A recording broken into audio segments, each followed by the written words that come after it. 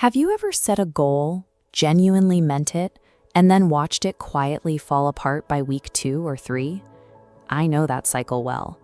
I went to college 6 times and dropped out of 5 of them. I moved 40 times.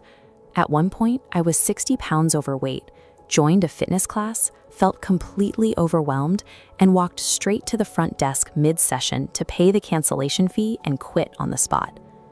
When that pattern repeats for decades, you start telling yourself a very specific story in private. You are broken. You are lazy. You lack whatever it takes to follow through. None of that was the truth. A chronic inability to finish what you start rarely points to a character flaw. It points to a structural error.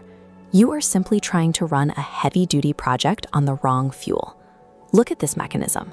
Willpower is a finite physical resource fueled by glucose, sleep, and emotional bandwidth. Under the friction of actual life, at least one input is always under strain, and when inputs deplete, the tank inevitably runs dry. If we zoom out and look at industrial engineering, relying on human mood is a known hazard. On a production floor, we never assume an operator will feel motivated on a Tuesday morning. Building a factory that relies on enthusiasm is a catastrophic design flaw. Your goals require that exact same respect for human reality. When motivation is your only engine, you have built a single point of failure. The moment your biology falters, the entire operation crashes. The fix is not getting better at feeling motivated. The fix is trading motivation for a standard operating procedure, a multi-layered system built entirely on redundancy. Layer 1 is internal accountability. This is the foundation, a daily tracking practice built on a written promise you make to yourself when nobody else is watching. There is a strict structural difference between a preference and a commitment. Writing, "I want to work on my goal," dissolves under pressure. Writing, "I will work on my goal before I check my phone," carries actual weight. Execution requires asking yourself one unedited question every morning. Did I do what I said I would do? Yes or no?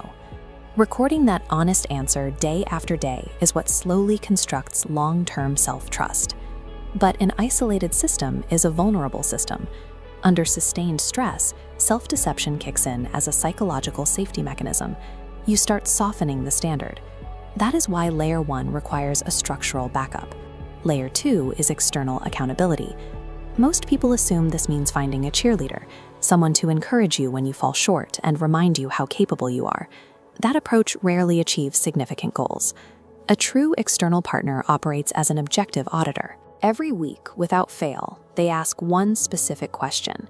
You said this mattered to you. What changed? Notice what that question does.